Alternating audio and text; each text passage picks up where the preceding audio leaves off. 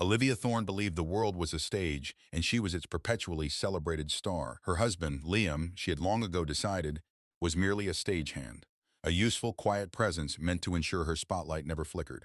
Tonight, at her father's palatial estate, a sprawling mansion that sneered at the concept of subtlety, she was preparing for her grandest performance yet, the role of the wronged wife. She thought she held an unassailable position. She didn't know that the man she saw as a stagehand had secretly built the entire theater, and he was about to bring the curtain down. Within 3 hours, the life she knew, a gilded cage she mistook for a kingdom, would be dismantled piece by piece, not by a thunderous declaration of war, but by the quiet, devastating finality of truth. If you've ever felt underestimated, if you've ever had to bite your tongue while someone less worthy held court, then you know the slow-burning fire that was building in Liam's soul. This story is for you. I love hearing from you all, so let me know in the comments where in the world you're watching from. And if you've ever had a moment where you knew a secret that was about to change everything, stick around, because the reversal of fortune you're about to witness is one for the ages. The dining room of Marcus Thorne's home was a cathedral of old money. The table, a single, polished slab of mahogany that could have seated a medieval king and his entire council, gleamed under the light of a crystal chandelier that dripped diamonds of light. The air was thick with the scent of roasted duck, expensive wine, and an almost suffocating sense of entitlement. Liam sat at the far end of the table, a deliberate placement that designated him as an afterthought. For 5 years he had occupied this seat, the designated spot for the man who had inexplicably charmed his way into the Thorne dynasty, the quiet architect married to the effervescent Olivia. Liam, darling, Olivia's voice cut through the low hum of conversation. It was a voice engineered for public adoration, smooth, melodic, but with an edge of steel just beneath the velvet. Still contemplating the structural integrity of your bread plate? A ripple of polite predatory laughter went around the table. Her family, her father Marcus, her brother Julian, and her aunt Cynthia, all smiled the same tight, knowing smile. It was the smile of a pack that had cornered its prey and was now enjoying the sport of it. Liam looked up, his expression unreadable. He had a face that was easy to overlook, calm, pleasant, with kind eyes that seemed to absorb more than they projected. He was handsome in a quiet way, a stark contrast to the performative, backslapping bravado of the Thorne men. "Just admiring the craftsmanship, Olivia," he said, his voice even and low. "It's a beautiful piece." "Oh, he's admiring craftsmanship," Julian sneered, leaning forward in his chair. Julian had his father's bulk, but none of his cunning. He was a blunt instrument where Marcus was a stiletto. "Liam, you've been an architect for what?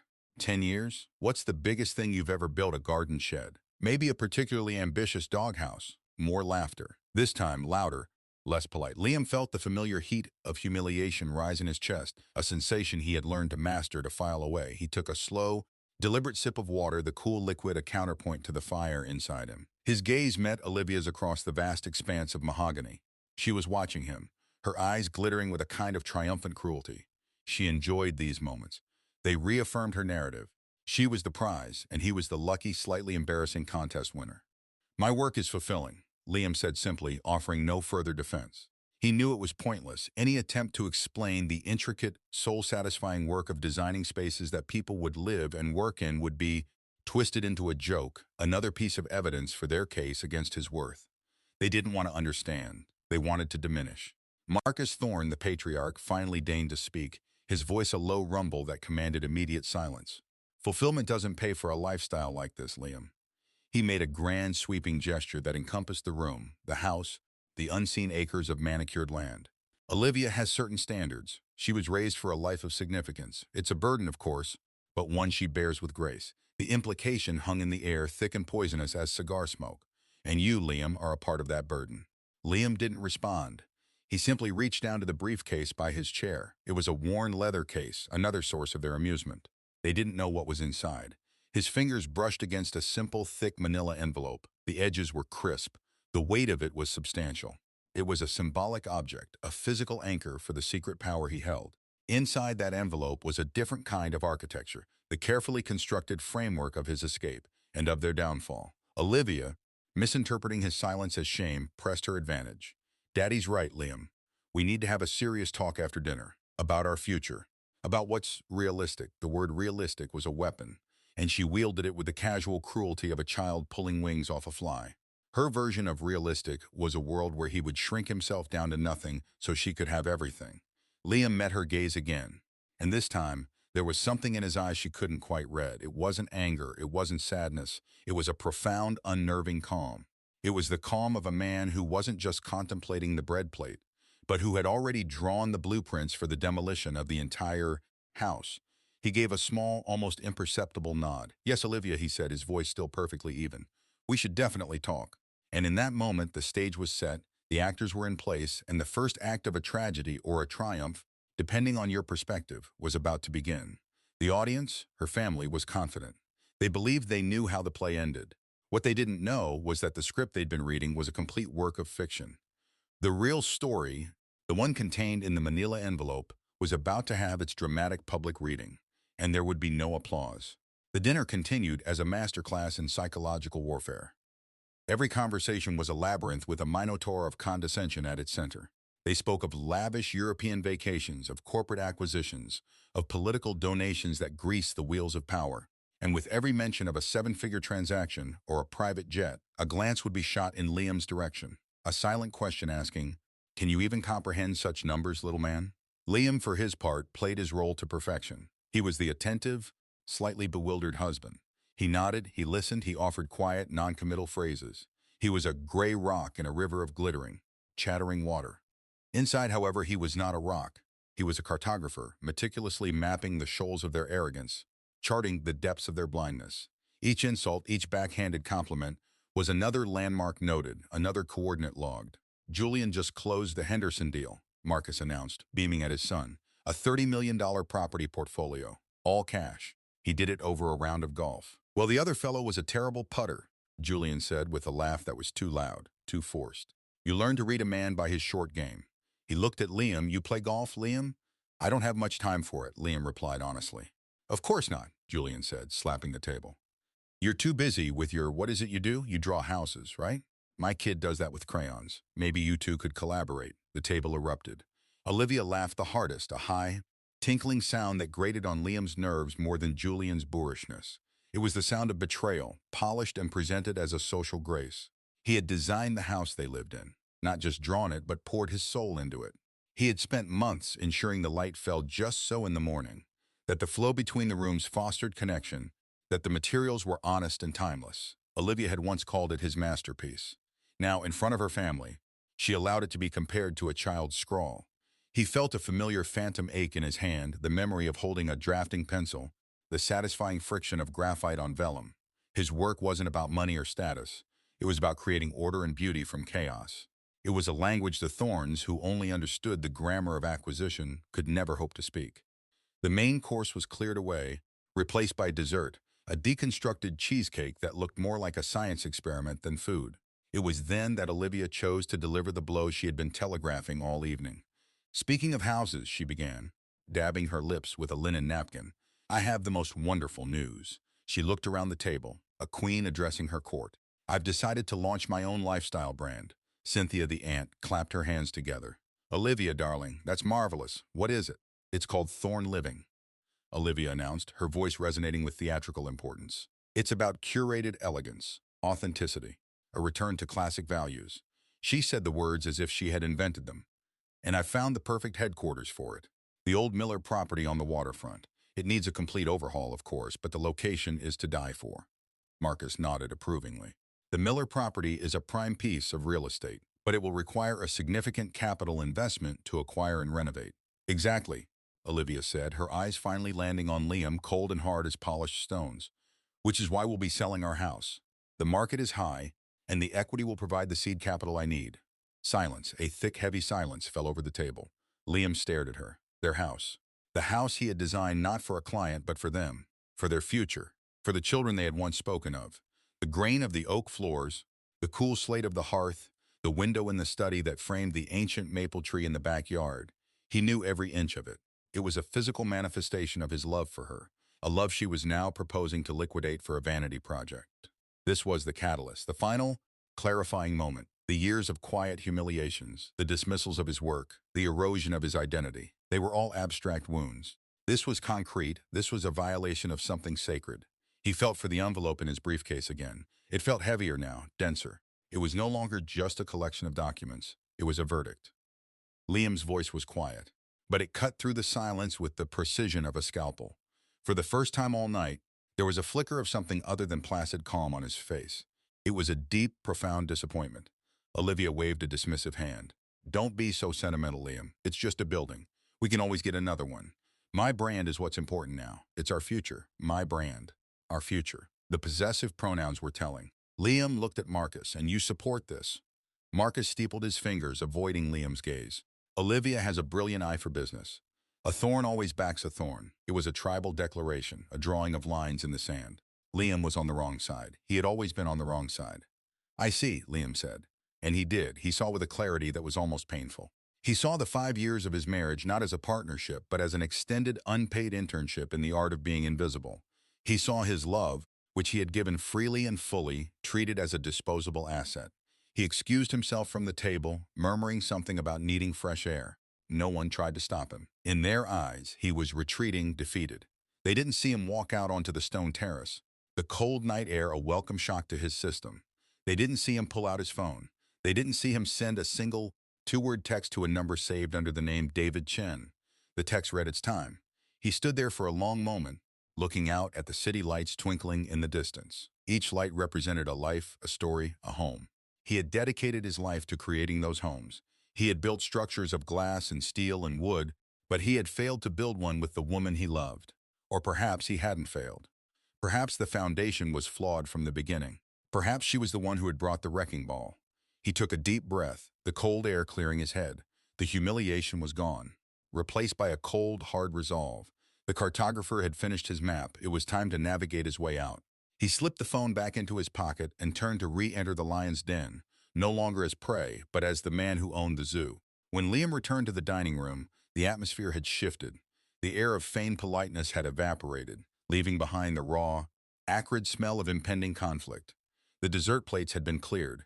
Julian was pouring himself a generous measure of what looked like a very old, very expensive single malt. Marcus was staring at a spot on the wall, a thoughtful, predatory look on his face. Olivia was examining her nails, affecting an air of boredom that was betrayed by the tense set of her jaw. The pretense of a family dinner was over. This was now a boardroom, and a hostile takeover was on the agenda. Feeling better, Olivia asked without looking up. It wasn't a question, it was an accusation. How dare you be emotional and disrupt my perfect evening? I'm feeling very clear, thank you, Liam replied. He didn't return to his seat at the far end of the table. Instead, he walked slowly around the perimeter of the room, his footsteps unnervingly quiet on the thick Persian rug. He ran a hand along the back of an empty chair, his gaze taking in the details of the room. The oil paintings in their heavy gilt frames, portraits of stern-faced Thorn ancestors. The sideboard laden with silver. It was a museum of wealth, a testament to a legacy built on the principle that more was always better. Stop skulking, Liam, and sit down, Marcus grumbled, his patience clearly wearing thin. Olivia said you two have things to discuss. Liam stopped his pacing and turned to face them. He remained standing, a subtle but significant shift in the room's power dynamics. He was no longer the relegated guest at the foot of the table. He was a man addressing a board. She's right, we do. But I think it's best if we discuss it all together, since this seems to be a family matter. Olivia finally looked at him, a flicker of annoyance in her eyes. Fine, let's get this over with. Liam, I'm not happy. I haven't been happy for a long time. Define happy, Olivia, Liam asked, his tone genuinely curious. It was the question of a diagnostician, not a wounded husband, she scoffed. Happy is not worrying about money. Happy is not having to apologize for my husband's lack of ambition. Happy is being able to pursue my dreams without being tethered to someone else's mediocrity. Each word was a carefully sharpened dart, aimed to wound. In the past, they would have found their mark. Tonight, they seemed to fall harmlessly to the floor. My lack of ambition built the home you're so eager to sell, Liam pointed out, his voice still devoid of anger. My mediocrity has provided you with a very comfortable life for the past 5 years. Provided? Julian burst out laughing, spilling a little of his whiskey. You didn't provide anything. My father provided. The Thorn family provided. You've been living on our charity since the day you married my sister.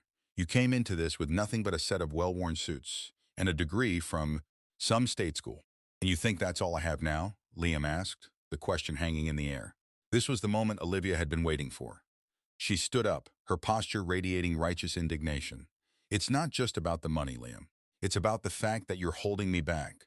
I have an opportunity to build something real, something that will cement the Thorn family legacy for another generation. And you're a boat anchor. She took a breath, preparing for her final, crushing move.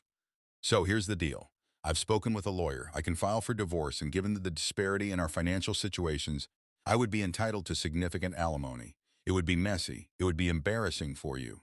Or she let the word hang in the air, a carrot dangled before the stick. You can agree to my terms. You support my brand. You agree to the sale of the house.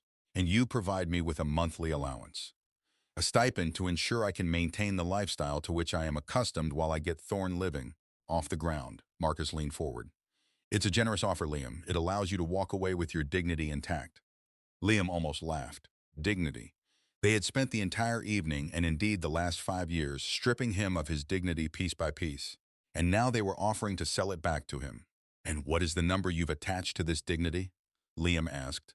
His eyes locked on Olivia's. She smiled, a thin, triumphant smile. She thought she had won. She was naming her price, and she was certain he had no choice but to pay it.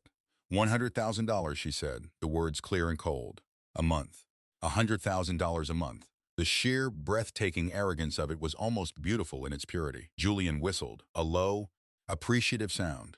Even Marcus looked impressed with his daughter's audacity. They were all watching him, waiting for him to crumble, to protest, to beg. They were waiting for the stagehand to acknowledge the greatness of the star. Liam's expression did not change. He held her gaze for a long, silent moment. The entire Thorne family was arrayed against him, confident in their power, in their wealth, in their unassailable position. The tension in the room was thick enough to chew. It was the quiet before the storm, the deep breath before the plunge. And Liam was the only one who knew the storm was not coming for him. He slowly, deliberately reached for his briefcase. He placed it on the polished mahogany table, the sound of the worn leather on the wood startlingly loud in the silent room. He clicked open the two brass latches. The sound echoed like a judge's gavel. He did not look at them. His attention was focused entirely on the contents of the briefcase.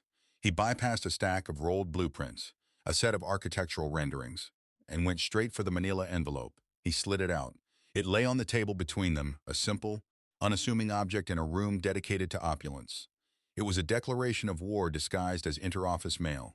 $100,000 a month, Liam repeated softly, as if testing the words on his tongue. He looked up, and his eyes were no longer calm or kind. They were the eyes of a man who had been pushed too far, a man who was about to restore balance to the universe, or you'll file for divorce. That's the offer, Olivia said, crossing her arms. Take it or leave it. Liam picked up the envelope. I'll leave it, he said. Then he slid the envelope across the polished table. It glided silently, smoothly, coming to a perfect stop directly in front of her. And I'll raise you. The air in the room crackled. The Thorns, for the first time in their coddled lives, looked utterly confused. They were off script. The stagehand was ad-libbing, and he was suddenly holding the entire production hostage. Olivia stared at the plain manila envelope as if it were a venomous snake. She had delivered her ultimatum, the crushing, final blow she had been planning for weeks. She had expected him to argue, to plead, to break. She had a script in her head for each of those reactions. She had no script for this. What is this, she asked, her voice a fraction less certain than before. You said you'd file, Liam said, his voice a low, steady instrument of precision.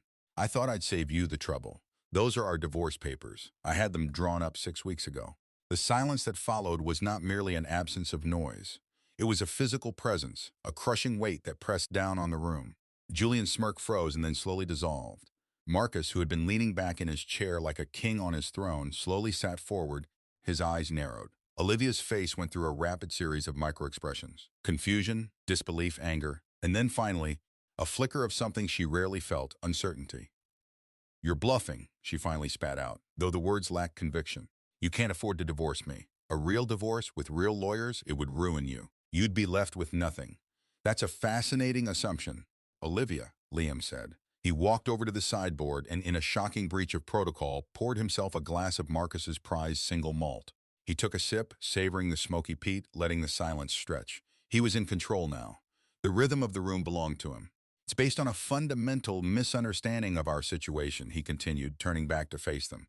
You see, you all operate under the belief that the Thorne family wealth is the sun, and I am just a small, insignificant planet caught in its orbit. You believe my life, my career, my very existence is funded by your largesse. He took another sip of the whiskey. The truth is somewhat more complex. He began to pace again, but this time it wasn't the movement of a caged animal. It was the deliberate stride of a lecturer, a professor about to deconstruct a flawed thesis.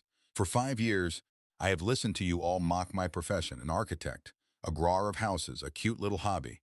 You've dismissed my work as trivial, as something a child could do with crayons. He stopped and looked directly at Julian. You asked what the biggest thing I've ever built was. A doghouse, you suggested. That's a fair question. Let's talk about some of my garden sheds. He reached into his briefcase again and pulled out a rolled set of blueprints, tied with a simple blue ribbon. He tossed it onto the table. It landed with a soft thud. That's the preliminary design for the new wing of the City General Hospital. A pro bono project I've been working on for the last 18 months. It's a little hobby that will provide state-of-the-art care for premature infants. He pulled out another roll. This one is the schematic for the downtown revitalization project. The city council was looking for a design that integrated green space with commercial viability. My firm LM Sterling and Associates won the bid. Olivia's eyes widened slightly at the name. LM Sterling? I've heard of them. They're one of the most exclusive, high-end architectural firms in the country. Their projects are massive. They are, Liam said calmly. LM Sterling. Liam Michael Sterling. It's not a very clever pseudonym, I'll admit. I always found it a bit on the nose. The color began to drain from Marcus Thorne's face. As a businessman, he understood what this meant far faster than his children. He knew the name LM Sterling. He had even tried to hire them for a Thorne Industries project, but had been politely informed they were booked solid for the next 5 years and, in any case, their founder was notoriously private and selective about his clients. My work, Liam continued, his voice taking on a harder edge, has been my own. I kept it separate from this family, from this life, for a very specific reason. I wanted something that was mine. Something you couldn't touch, couldn't belittle, couldn't try to take credit for. He looked at Olivia, and for the first time she saw not her quiet, unassuming husband, but a complete stranger, a powerful, formidable stranger. The house, Olivia, our house. The one you want to sell to fund your lifestyle brand. You think there's equity in it. You're right. It was purchased for $2 million 5 years ago. It's now valued at 7. But you've made a critical error in your calculations. He leaned forward, placing his hands flat on the table. You assume we bought it with a loan from your father. We didn't. You assumed the down payment came from a Thorne family trust. It didn't. I bought the house, Olivia, with my money, from my firm. The deed is in my name, and my name only. He let that sink in. The house she had just casually offered up for sale wasn't hers to sell. It had never been hers. It was another prop on her stage, one she had just discovered was bolted to the floor and owned by the theater itself. And your demand, he said, his voice dropping to an almost whisper, a quiet bomb in the wreckage of their assumptions. $100,000 a month. It's an interesting number. A little high for alimony, perhaps. But as a starting offer for what you'll owe me, it's a solid opening bid. The silence that followed was a black hole, sucking all the air, all the arrogance, all the certainty out of the room. Olivia finally, hesitantly, reached for the manila envelope. Her hand trembled as she fumbled with the clasp. She pulled out the documents. The letterhead was stark and official. Chen and Associates, family law specialists. She saw her name, his name, the cold legal language of dissolution. But tucked behind the divorce petition was another set of documents, a financial disclosure statement. Her eyes scanned the first page, then the second, then the third. She looked up at Liam, her face a mask of utter uncomprehending shock. The numbers didn't make sense. They couldn't be real. They were astronomical, the assets listed under LM. Sterling and Associates were not the assets of a man who builds garden sheds. They were the assets of a man who builds empires. This is a joke, she whispered, the papers shaking in her hand. I assure you it's not, Liam said, and as if on cue, the grand double doors of the dining room swung open. A man stood there, dressed in an impeccably tailored suit, holding a sleek, modern briefcase. He was sharp-featured, with intelligent, watchful eyes. David, Liam said, nodding to the newcomer, you're right on time. I try to be, Liam, David Chen said, his voice calm and professional. He stepped into the room and his presence seemed to suck the last vestiges of Thorne family power out of the air. He was the unexpected ally, the cavalry arriving not with trumpets, but with the full crushing weight of the law. He walked out to the table and placed his briefcase next to Liam's. He looked at the stunned faces of the Thorne family. Mr. Thorne, Julian, Mrs. Sterling, he said, his tone polite but unmistakably adversarial. My name is David Chen. I'm Mr. Sterling's legal counsel. He asked me to join you to answer any questions you might have about the asset declarations you're currently reviewing. And, he added, opening his briefcase to serve you with these. He slid 3 more envelopes across the table, one for each of them. They were thicker, heavier than the one he'd given Olivia. Olivia stared at David Chen, then back at Liam. The man she had married, the man she had dismissed and humiliated, was not a stagehand. He was the producer, the director, and the sole financier of the entire show. And she had just spent 5 years trying to get him fired. The spotlight she had craved all her life suddenly felt unbearably hot. And for the first time, Olivia Thorne was speechless. The grand performance was over. The real accounting was about to begin. The world of the Thornes, which had always seemed as solid and immovable as the granite mountains their ancestors were named for, began to fracture. It started with Marcus. He was the first to grasp the full, catastrophic implications of the situation. He ignored the envelope David Chen had placed before him and instead snatched the financial disclosure from Olivia's nerveless fingers. His eyes, accustomed to scanning balance sheets and profit and loss statements, moved with frantic speed down the columns of numbers. He saw the assets, commercial properties, stock portfolios, private equity holdings, and then he saw the liabilities, or rather the lack thereof. Liam's financial house was built of solid bedrock. Then Marcus's eyes fell upon a section near the end of the report, under a heading titled Intercompany Loans and Financial Support. His face, which had been pale, turned a ghastly shade of gray. He looked up at Liam, his expression a mixture of disbelief and horror. "Thorne Industries," he croaked, his voice a dry rasp. "The loan for the European expansion. The one that saved the company from bankruptcy 2 years ago. The anonymous investor from that shell corporation in Zurich. That was you?" Liam nodded slowly. "Your financials were a mess, Marcus. You were over-leveraged and on the brink of collapse. Olivia would have been devastated. I couldn't let that happen." He didn't say it with pride or satisfaction. He said it as a simple statement of fact, which somehow made it all the more damning. He hadn't just been a silent partner in their marriage. He had been a silent savior of their entire family empire. The money they had used to maintain their lavish lifestyle, the money they had flaunted in his face, the very wealth that formed the foundation of their arrogance, it was his. He had loaned it to them, and they had been unknowingly paying him tribute while mocking him for his perceived poverty. The dramatic irony was so thick, so potent, it was almost a physical force in the room. Julian, who had been slower on the uptake, finally tore open his envelope. It wasn't a divorce filing. It was a formal notice of legal action, a demand for repayment of a series of personal loans. He looked at the dates and the amounts, his face contorting in confusion. "What is this?" "I never borrowed money from you." "Not directly," Liam said. "Do you recall your failed tech startup 3 years ago? Venture X, or something equally generic? The angel investor who swooped in at the last minute to cover your losses and pay off your creditors so you wouldn't have to declare personal bankruptcy? The one your father told you was an old family friend who wanted to remain anonymous." Julian stared at him, his mouth hanging open. The memory of his near ruin, a deep source of personal shame he thought was a buried secret, was being laid bare on the dining room table. "And Cynthia," Liam said, his gaze shifting to the aunt, who had been watching the proceedings with the horrified fascination of someone watching a multi-car pileup in slow motion. "I believe your envelope contains the deed to your home, which, as of 9 a.m. tomorrow, will be transferred out of the holding company I control and back into your name, free and clear. I bought your mortgage when you were about to be foreclosed on last year. Olivia mentioned you were having a spot of bother. He had helped them all. Secretly, silently, he had been the bedrock on which their fragile, ostentatious lives were built. He hadn't done it for gratitude or for power. He had done it out of love for Olivia, to protect her from the slow, creeping decay of her family's fortunes, a decay they had papered over with bravado and expensive wine. And now, the full weight of that secret generosity, twisted by their own actions into a weapon against them, was crashing down. Olivia was the last to break. She dropped the papers and sank back into her chair, her body slumping as if the bones had been removed.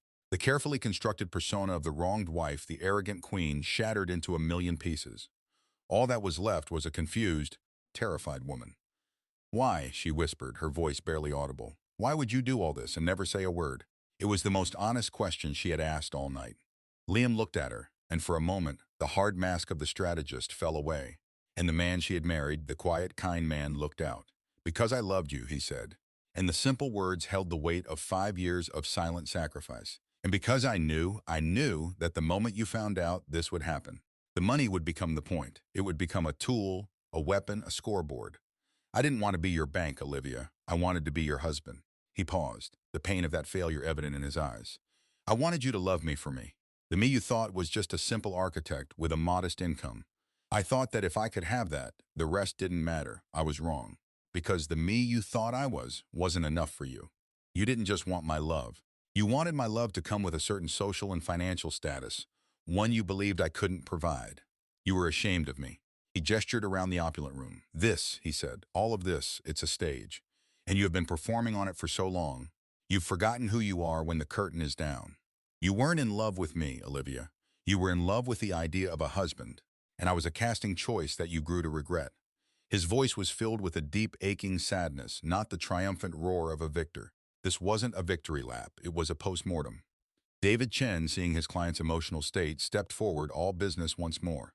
The documents are quite clear, he said, his voice cutting through the emotional haze. Mr. Sterling's divorce petition cites irreconcilable differences. Given the complete separation of his personal and business assets prior to the marriage, and the clear documentation of all financial support provided to the Thorne family as loans, not gifts, his position is unassailable. He used Olivia's own word, and it landed like a punch. The house on Laurel Drive is Mr. Sterling's sole and separate property, Miss. Thorne will be required to vacate the premises within 30 days. As for the demand for $100,000 a month in alimony, David Chen allowed himself a small, cold smile. Given that Miss Thorne's entire lifestyle for the past 5 years has been funded by Mr. Sterling, and given her own lack of personal income or assets, we will be arguing in court that any alimony claim is not only baseless but frankly insulting. In fact, we will be petitioning for her to contribute to her own legal fees. The final crushing blow. Not only would she not get her $100,000 a month, she would have to pay for the privilege of losing. Olivia started to cry, not the delicate, theatrical tears she sometimes used to get her way, but ugly, racking sobs of pure, unadulterated despair. Her world hadn't just been turned upside down. It had been revealed as a complete illusion, a Potemkin village of wealth and status that was about to be torn down, and she was standing right in the middle of it. The arrogant queen was now just a woman in a fancy dress, crying at a dinner table, surrounded by the ruins of her life. The weeks that followed the dinner party were a study in disintegration. The Thorne family, once a united front of impenetrable arrogance, splintered under the pressure of reality. Their power had been a collective hallucination, fueled by Liam's secret generosity and their own willful blindness. With the illusion shattered, there was nothing left but recriminations and the cold, hard facts laid out in David Chen's legal filings. Olivia, stripped of her primary weapon, her family's perceived wealth and influence, attempted to pivot to a new strategy, the repentant wife. She left a string of desperate, pleading voicemails on Liam's phone. They were masterpieces of emotional manipulation, moving seamlessly from tearful apologies to nostalgic reminiscences of their early days, before, as she put it, all this money got in the way. She conveniently ignored the fact that the money had always been there. It was her discovery of it that had changed the dynamic. Liam listened to the first 2 messages, his heart aching with a phantom limb of love for the woman he thought she was, or could have been. Then, he instructed David to handle all communication. He knew that any direct contact would be a vulnerability. Her apologies were not for her behavior, but for getting caught. Redemption, he knew, required genuine change, not just a desperate attempt to regain a lost advantage. Marcus Thorne, the patriarch, responded to his impending ruin with a blustering rage that quickly fizzled into a pathetic desperation. He called Liam, not to apologize, but to propose a merger. He pitched a new vision where Thorne Industries and L.M. Sterling and Associates would join forces, with him as the seasoned chairman and Liam as the brilliant creative force. It was a transparent, last-ditch attempt to latch onto the lifeboat he had spent years trying to sink Marcus. Liam had said, his voice weary but firm, during their one and only phone call, "You don't have a company to merge. You have a mountain of debt that I happen to own. The only deal on the table is the repayment plan David has already sent you." The silence on the other end of the line was telling. Marcus Thorne, a man who had commanded boardrooms his entire life, had been reduced to a supplicant.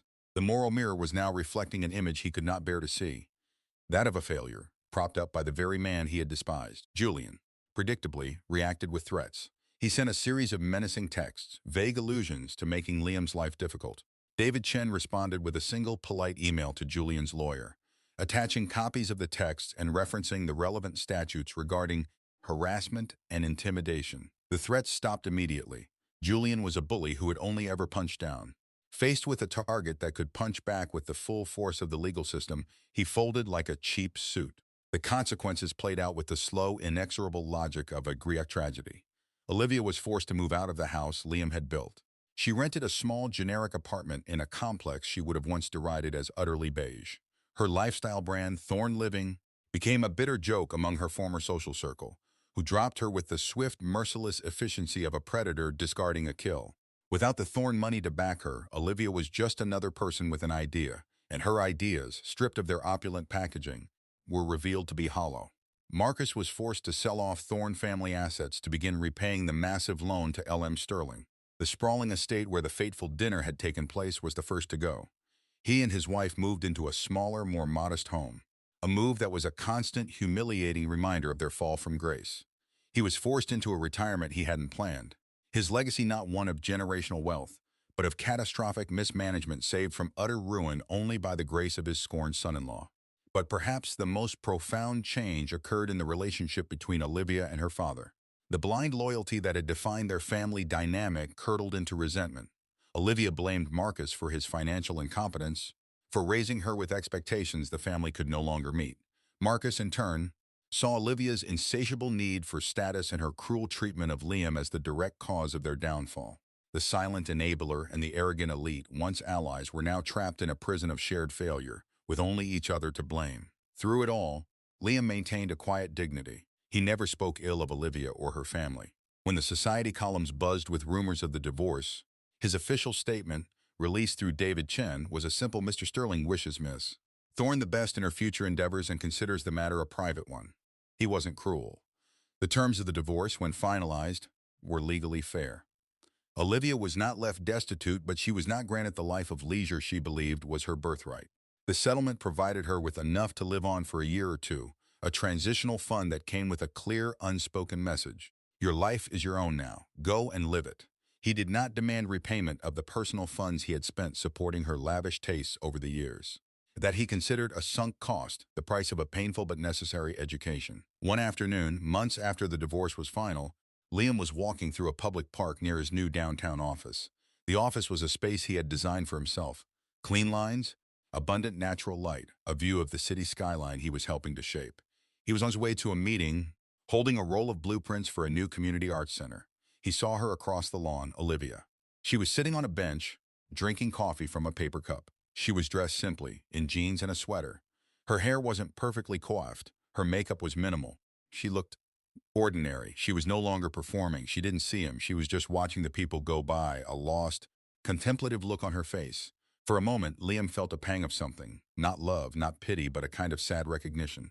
He saw the woman she might have been without the crushing weight of the Thorne name, without the toxic belief that her worth was measured by her possessions. He could have walked over. He could have said something. But what was there to say? Their story was finished. He turned and continued on his way, the blueprints in his hand feeling solid and real. He was walking toward his future, a future he was building with his own two hands on his own terms. The consequences had played out, the accounts were settled. The storm had passed, and in its wake, there was only the quiet, hopeful work of rebuilding. 6 months after the divorce was finalized, the city was draped in the crisp, golden light of autumn. Liam stood on the observation deck of the newly completed Meridian Tower, the tallest building in the state. Below him, the city spread out like a vast, intricate circuit board, pulsing with life. The wind, clean and cold at this height, whipped at his coat. The Meridian Tower was his. Not in the sense that he owned it, it was a commercial project for a major corporation, but it was his in a deeper, more fundamental way. It was the little blueprint Olivia had once threatened to use as a coaster. It was the project he had poured his creative soul into during the loneliest years of his marriage, a secret testament to a part of himself he had kept hidden. From up here, he could see the hospital wing he'd designed, the green roofs of the downtown revitalization project, and far in the distance, the quiet, tree-lined street where the house he had built for Olivia still stood, now with a new family living within its walls. He was not a man given to grand pronouncements, but standing there, looking at the tangible results of his life's work, he felt a profound sense of peace. He had won. But the victory felt different than he might have imagined. It wasn't the giddy triumph of vanquishing an enemy. It was the quiet, solid satisfaction of reclaiming his own life. The anger and frustration that had simmered for years had burned away, leaving behind not ashes, but clarity. His phone buzzed. It was a text from David Chen. It was a screenshot of a social media profile. It was Olivia's. The profile picture was of her smiling, standing in front of a small flower shop. She was holding a bouquet of hydrangeas. Her bio read, Olivia Thorne, florist in training, learning to make beautiful things grow. Liam stared at the picture. The smile wasn't the brittle, performative smile of her old life. It looked genuine. Tired perhaps, but real. The flower shop was a small, humble business in a quiet neighborhood. After months of struggling, of trying and failing to find a place in the corporate world she wasn't suited for, it seemed she had found something else. Something small, something real, something of her own. He felt a surprising and welcome sense of relief. His goal had never been to destroy her, only to extricate himself from the destruction she was causing. To see her beginning to build something new, however small, felt like the true closing of a chapter. He had handed her the papers that had dismantled her world, but in doing so, he had also handed her the chance to build a new one, a world based not on a name or an inheritance, but on her own effort. Later that week, Liam had a final meeting with Marcus Thorne. It wasn't in a boardroom or a lawyer's office. Marcus had requested they meet at a small, neutral coffee shop. The man who sat across from Liam was a shadow of his former self. The bespoke suit was gone, replaced by a simple blazer. The arrogant bluster was gone, replaced by a weary resignation. "I'm selling the last of the commercial properties next month," Marcus said, stirring his coffee. "It will be enough to clear the final third of the debt to your firm." "That's good to hear, Marcus," Liam said. Marcus looked up, his eyes meeting Liam's for the first time. "I didn't come here to talk about business," he said, his voice raspy. "I came here to say I'm sorry." He said the words as if they were foreign, difficult to pronounce. "I was wrong. About you. About everything. I was so blinded by my own pride, by what I thought a thorn was supposed to be, that I couldn't see what was right in front of me. You were a better man than my family deserved." It was the apology Liam had never expected, and perhaps on some level, never knew he needed until he heard it. It wasn't a plea for forgiveness, it was a confession. The silent enabler was finally speaking his truth. "Thank you for saying that, Marcus," Liam said, and he meant it. She's different," Marcus continued, a flicker of paternal hope in his tired eyes. "She's working, with her hands. There's dirt under her fingernails. I haven't seen her this content since she was a little girl. Before I started telling her what she was supposed to want." It was a moment of profound, painful clarity for the old man. The resolution wasn't just about Liam's vindication. It was about the painful but necessary growth of those he had left behind. They had been forced to confront the truth of themselves, and in the wreckage, some of them were beginning to find a more authentic way to live. As Liam left the coffee shop and walked back out into the autumn sunlight, he felt a lightness he hadn't experienced in years. The story was truly over. The emotional debts were as settled as the financial ones. He had faced humiliation with dignity, answered arrogance with competence, and met cruelty with a quiet, unshakable integrity. He hadn't lowered himself to his antagonist's level. He had simply revealed his own, and in doing so, had forced them to reckon with theirs. The ultimate lesson, he realized, was not about the satisfying karma of a villain's downfall. It was about the quiet power of self-worth. True worth is not a title, a bank balance, or a family name. It is the silent, steady knowledge of who you are and what you are capable of, especially when no one is watching. It is the ability to build, whether it's a skyscraper that touches the clouds or a life of quiet integrity. Liam had done both. And as he walked down the street, a free man in a city he had helped to shape, he knew, with absolute certainty, that his greatest work was still ahead. And so we come to the end of Liam and Olivia's story. It's a powerful reminder that the quietest person in the room is often the most powerful. That respect is a mirror. It can only reflect what is shown to it. And that true wealth has nothing to do with money and everything to do with living an authentic life, free from the judgment of those who cannot see your true value. What did you think of Olivia's journey in the end? Do you believe people can truly change? Or was her new life just another kind of performance? I'd love to read your thoughts in the comments below. Your engagement and your stories mean the world to me. If you enjoyed this journey from frustration to vindication, please give this video a like and subscribe for more stories that remind us of the power of integrity and the quiet triumph of the underestimated. Until next time, remember to build your own life on a foundation of your own making.